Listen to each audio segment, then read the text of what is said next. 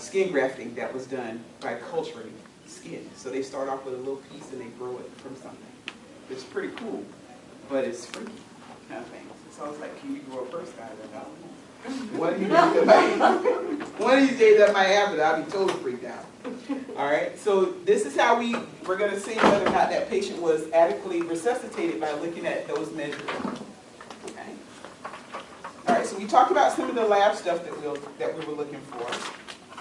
And we want to make sure that we put the patient on telemetry because we do have to monitor for arrhythmias, that kind of thing, for your patient.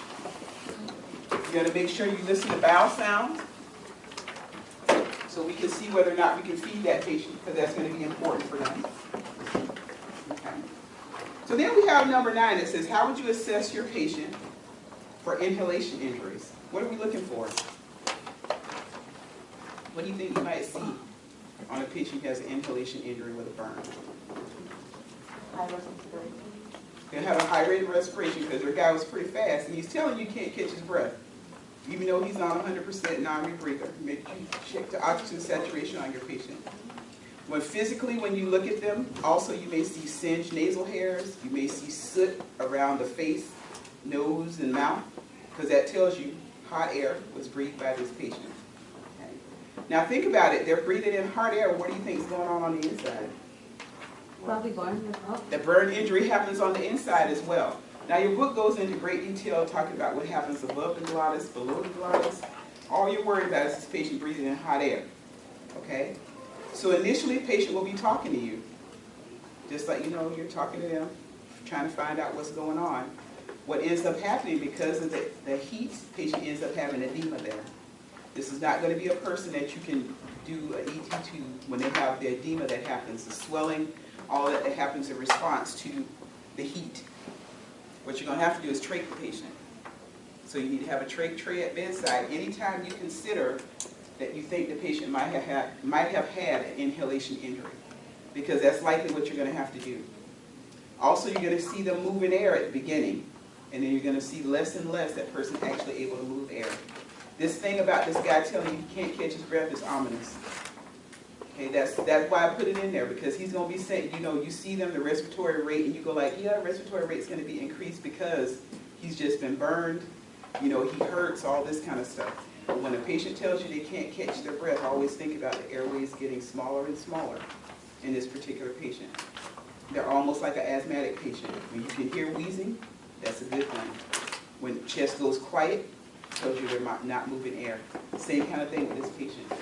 You listen to them and you don't hear any air movement, pretty much they're all closed up with edema. That person, you will not be able to get an ET tube down. So if I had somebody that came into the ER, I saw this soot on their face, that kind of thing, and I'm thinking about, oh, this person can't, I think that's going to be an inhalation injury. As soon as you hear any change in their voice, that's when you need to tube them, because it's coming. Those are things you got to look, if their voice starts to change or they feel short of breath, that's when you need to tube them, because then you can get an ET tube down. If you wait, the patient's going to need a trach. Okay, so those are the kind of things you're looking for with inhalation injuries. How does the person look if I think they have carbon monoxide poisoning? What do they look like? Even I would look this way on the inside. Because you have to look at my mucosa to find it on people who are darker skinned. Blue? Not blue. Purple? Not pale. What does Santa Claus look like? Red? Cherry red. All right. So when patients have carbon monoxide poisoning, and the issue, if you go back to read your respiratory chapter, the one I hate, okay? They have that whole section about the O2 dissociation curve. This is one of those times when that comes into play. I have students sometimes want to get on it on a molecular thing. I'm like, really? No. What you have to think about is carbon monoxide is much easier to move into your lungs than is oxygen. So anytime you have stuff that burns up, one of the things that is released from it is carbon dioxide. Anything that's carbon-based, which are mostly your carpets, furniture, all that kind of stuff. So that means that's what the person is going to inhale as opposed to oxygen. But the thing that happens to the patient is they turn cherry red. So for me, you'd actually have to open my mouth and look at my mucosa, and it looked cherry red. Okay. For Caucasian people, you don't look like you put on a lot of blush. All right, because that's what you're going to look. Think about Santa Claus when you think about carbon monoxide poisoning. That's the person that you see that does that. Now, even if you put a person on 100% O2, you may still not be able to move it. You got to. Sometimes those patients have to actually go to a hyperbaric chamber because that's going to move it out the best. But a burn patient, you can't really do that because that's a whole lot of stuff to move into. It's a critical patient, but sometimes that's what you have to do to try to get the patient better. Because you put them on 100% O2 and hope their O2 sats start to come up. But that's the issue that you have, which you always want to think about in complex type questions that you might see like next week. Is anytime you have a person that has any type, or you suspect that carbon monoxide is involved, usually it's a person who they find in a room unconscious. So that's because when you don't know how long they've been breathing things. Okay, so you find a person in a room unconscious. You don't know how long they've been sitting up. Because the thing about why they tell you stop, drop, and roll is because oxygen is going to be closer to the ground. So you don't know how long that person was upright or how long this person was on the ground. So in your head, suspect anything because most things that you have in your house are carbon-based. So when they burn, they're going to give off carbon monoxide. So you always suspect any person that was found any place unconscious in a room, building, those types of things, you worry about carbon monoxide. You worry about inhalation injuries because they can't tell you they're unconscious. So you got to do your assessment piece that goes along with that. All right, what medications do you expect the patient to have? We talked about a few. All right, we talked about the proton pump inhibitors and H2 antagonists because those are things we're going to be given for a patient to decrease acid production. What are the things you think the patient might get? Bronchodilators. We might give bronchodilators.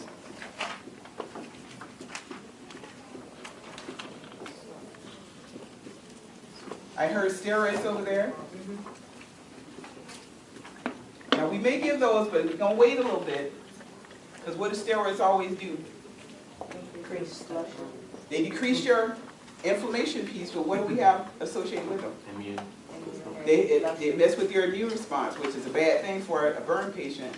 They also raise your sugar, which makes bacteria really happy. So we may give those, but you got to look at the status of the patient. What other things we got going on with them? Because that's something that we may have to use to repair their lungs. That's the truth. Can't do it all with just, little things. And this is the person we got to worry about. Remember, this is a trauma patient. So this is the ARDS one. We talk about a burn injury. So steroids are a big piece of treatment for those patients. Okay. What other things might we give?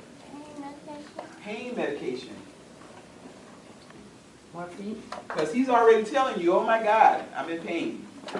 And you would be having those types of injuries. Okay, so we got to think about pain management for this patient as well. Now, are we giving anything by mouth? No. Initial care patients will require IV medication because that's the only way they can really absorb anything right now. TPN is something that would come later, if they needed it. What you're going to do is wait till you have bowel sounds return to the patient, because you got to do that. You got to make sure, because you have a fluid shift, all that stuff is happening with the patient. All I want to do at first is get you hemodynamically stable. Then you worry about all the other stuff. But once you have bowel sounds return, you want the patient to eat. So if they can't eat orally, you're going to put in a tube and feed the patient. So you usually get DOPA, high calorie, because this puts you in a hypermetabolic state when you have a burn injury patient. You pretty much need about 3 times the calories you normally need. The only time in life you can have all those calories. But you can't really enjoy them. That's the bad part. It's not like the person's going, yeah, I really like that. No, it's because we have to get you, if we improve your nutrition, you're going to heal better. So those are things you're going to see for your patient. But you have to wait till bowel sounds return. And pretty much you're talking about patients sometimes needing 7,000 to 10,000 calories a day. When you think to yourself, it's like, how can you even eat that? Even if you're greedy, that's hard. It's just like, you're going like, what? I have a UT student that says, yeah, I can eat that. I said, I really don't think so. It's hard to eat that many calories a day. If you really sat down and counted up, you'd just be sick, kind of thing, trying to eat all those calories. But remember, they can't really do it because everything makes them tired because think about what's going on with them. They can't maintain their temperature because their skin is gone, right? because skin is what helps you maintain your body temperature. Now you can't do that for yourself.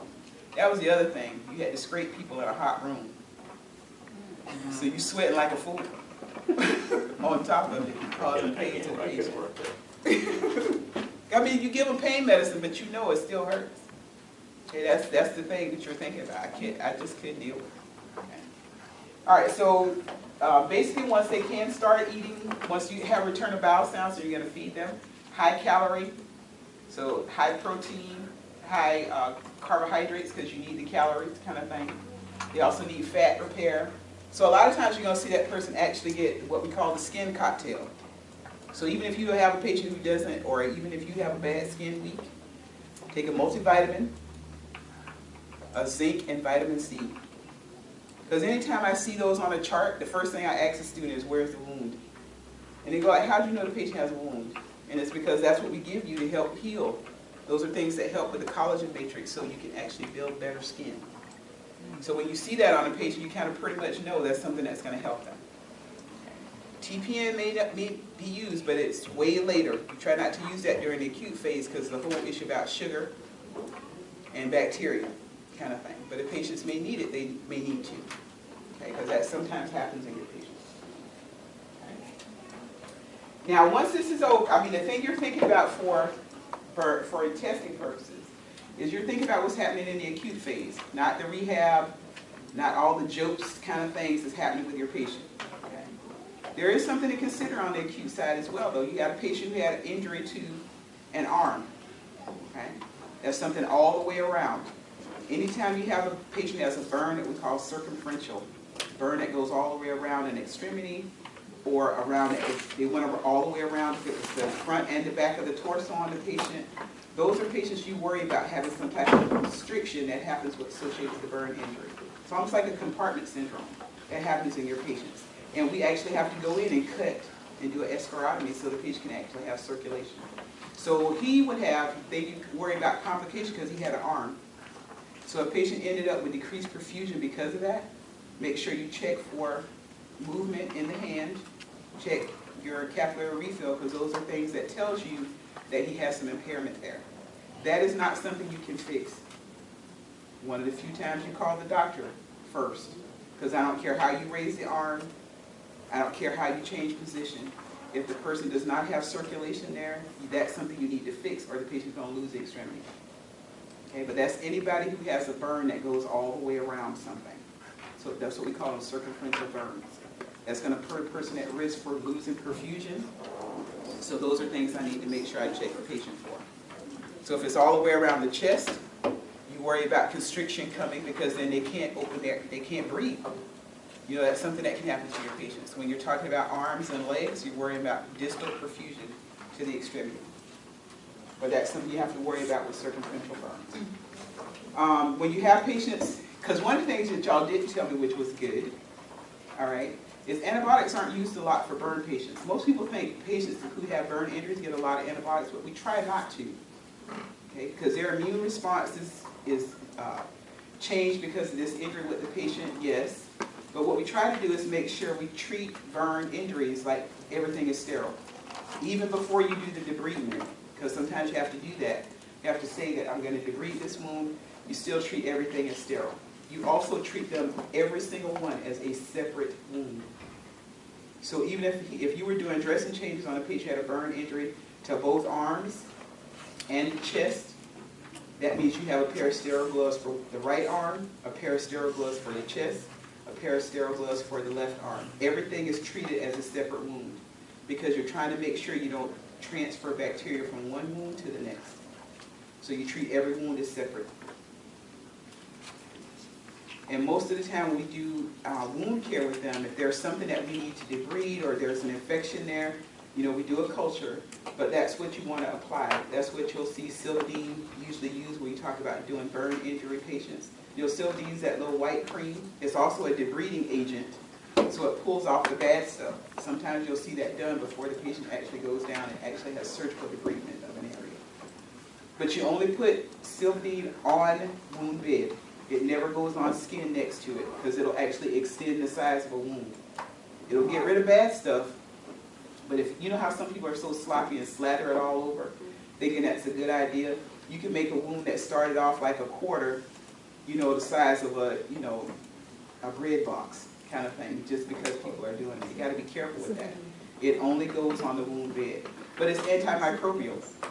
It's the same thing that's in that bio patch that we put on patients who have central lines now. Same kind of medication is in that you see in Silvadene. So it's that bacterial inhibiting kind of medication. We talk about silver. So it keeps new growth from forming, but when using Silvadene, it acts as a debridement, so you can take off bad tissue for your patient. So you're thinking about all that stuff you do in the first part of it, not the rehab piece, not about putting on, you know, compression devices, all that kind of stuff. It's about the acute phase of burn injury that happens with your patient and how we monitor it and take care of those patients.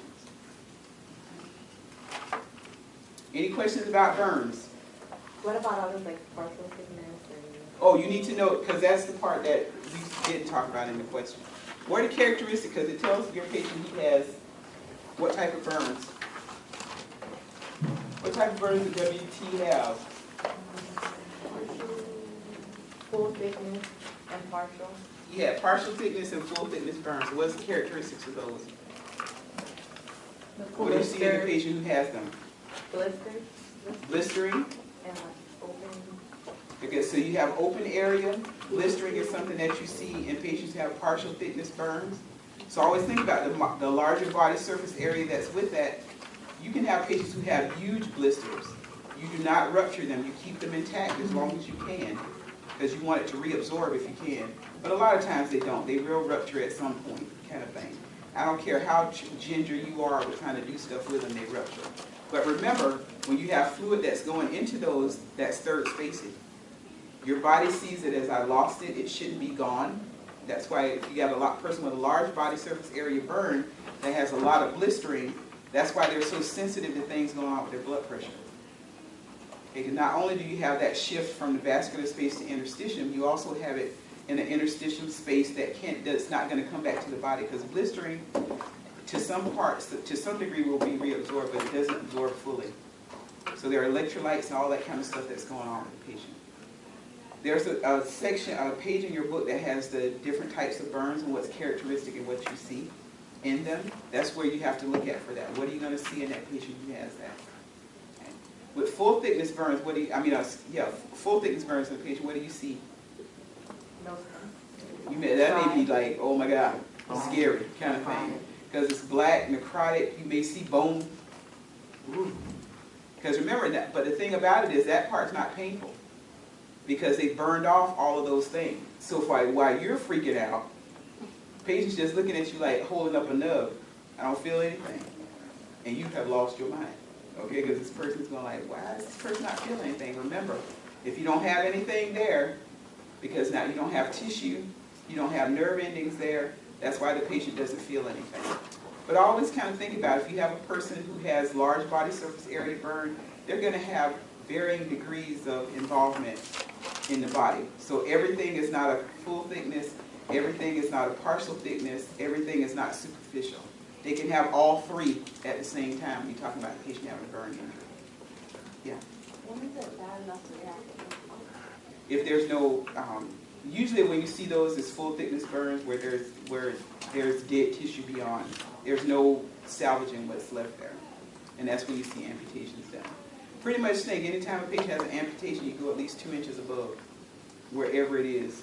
So if you have a person that even has just the hand that was badly burned that's not viable, they're going to go up at least 2 inches. Because you're talking about fitting prosthetics and that kind of stuff. You're trying to make sure that later on they're not keeping cutting, kind of thing. You want to make sure bone is viable. Just like it's the same thing when you have amputations for osteomyelitis, kind of thing.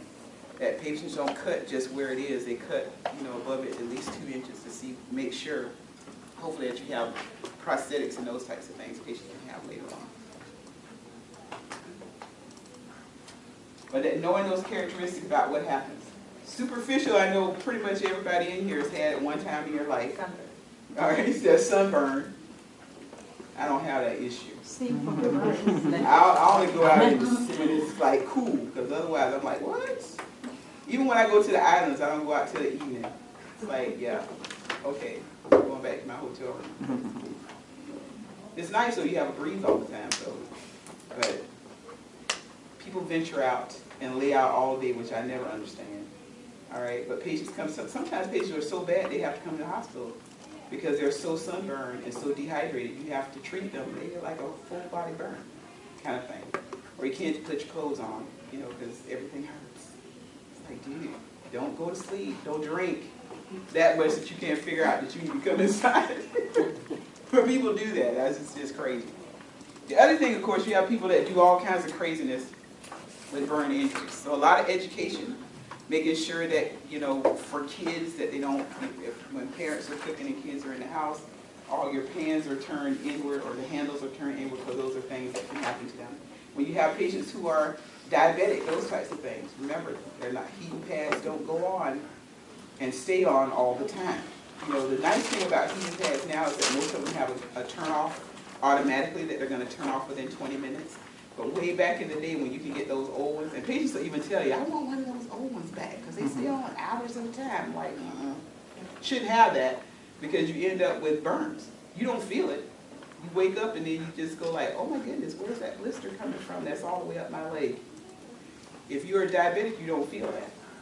Okay? If you have a neuropathy, you don't feel that, but yet the damage is there. And those things don't heal well either for those patients. So you got all those issues that you worry about with them as well. But think about if you, in the whole scheme of things with burns, you got to figure out how much body surface area burns, so that's rule of 9s. Okay, so think about everything is a computation of 9 except for perineum, which is 1. And so if you have to figure out something, that's opportunity for math. All right? Whole arm is 9, whole leg is 18. The front of me right here is 18, the back of me is 18. My head is 9. Okay, that's how you have to think about it. All right? So that's something you have to do because that's how you have to figure out fluid resuscitation.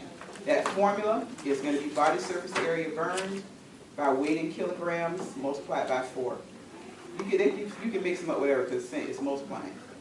Okay, remember half is given up front, then a quarter and a quarter. And it always starts at the time the patient is injured. So if it took them 4 hours to get there, you only have 4 hours to give half of that fluid that the patient has. And when you think about it, sometimes it's exorbitant amounts of fluid. You got a big person, you may be given 16,000 cc's in 8 hours. And you're going like, how is it even possible? You try to find every IV site you can in that patient. And yes, sometimes they get a central line, so I can run 3 different lines at one time to give to the patient. But what you're trying to do is minimize that effect of that shift that's going to happen with your patient. So think about what happens in burn shock, what things you have to be monitoring the patient for to tell you that they're having those complications associated with it.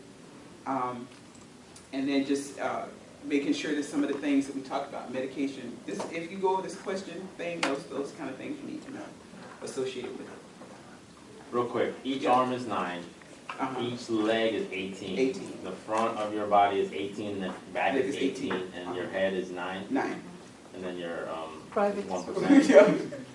Don't know what they say. I was kind of looking at the video, it's before and after right there, but it's just the whole. It's front and the back. The front and the back. is 4 and a half, and the back is Everything 4 and a should be half. 100. Yeah. Because that's what they're doing. It's because the thing, and there are other ways to do it that are more exact, because that Lund Browder is ridiculous. But those are usually used in burn centers. Those are things that they would actually do because they go down to the nth degree as far as. So your question's going to be like pretty, so you can rule. it's going to be pretty, like you're not going to be like half an arm. No, I'm going to say the whole arm. That's why I gave you the whole arm. 1/3 of the arm. Yes, well, I'm going to do that just for you, just on yours. 2 toes. No, it's much easier to think about it, and that's what it really should be as an overall guess when you're doing that. And like I said, burn centers are amazing places. There's actually, and I think they have it on their website. I saw it on a documentary, so that's why the Vanderbilt Burn Center is like, what? Insane. Just watching the stuff they do to patients. Now I watched it, and every time they did something that was gross, I had to go. My husband goes, what? I'm like, yeah, dude, it's disgusting. Okay, I remember these days and I thought I was gonna die when it happened to me, so it's the same issue with the patients now. They can't control their temperature, so you have to take them to a warm place or make the room really warm, and you see the people sweating while they're doing the dressing change. I'm like, really? But they do a lot of the new stuff that they test out, and unfortunately, a lot of stuff we end up getting is from the military. Because in Germany, that's where they tested out all this stuff about people coming back from injuries in the battlefield, about how we treat patients who have burn injuries. That whole thing about cultivated skin is because of that. That's why that guy did so much money. I can't remember what his name is, but he was on Dancing with the Stars, the guy that was burned. He was in a soap opera too. He was the person that they used that cultivated skin thing. He was. So someone who's maybe like that, they'll send them to a place like that if they're really needed, or is that just treat people in their area? No, we talking about burn injury Like the patients? Vanderbilt, you said it's so good. Yeah, well, the thing about it is you're always going to go proximate to where you are. Because after 9/11, even though you had all these people that were injured, a lot of people had burn injuries. New York area only has maybe 40 to 50 burn unit beds per se. So patients can still get care, but the specialized care, patients who are the worst, they're going to try to send to a burn unit So they'll send somewhere. Yeah. someone to that place. Yeah, it does, I mean, it's just, you know, we do the basic stuff you do for patients, but they do stuff that is crazy. I mean, you just look at it and go like, wow, kind of stuff. Which is great for patients, you just hate that people, a lot of times, have those kind of issues going on. Because we think about it, I mean, I gave you an example of somebody who was in a car accident, but you also know we have people that have this issue with domestic violence. You know, so there's a psychosocial piece that's always going to go with it based on this patient loses how they look. But then you have the other piece about somebody who might have been in a domestic violence kind of situation. But people do stupid stuff. You know, they wait till you go to court, put on, and the chemicals are just as bad as somebody who was caught in a fire kind of thing. Because sometimes chemicals, depending on what they are, continue to burn for hours. You know, because even if you rinse them off, some of them are still causing tissue damage. And that's the sad part. Yeah. Question, what about humans? Like, is that just with the arm and leg? For For the calculation? rule of 9. Yeah. So they won't ever be like, you ain't got one. Not for me.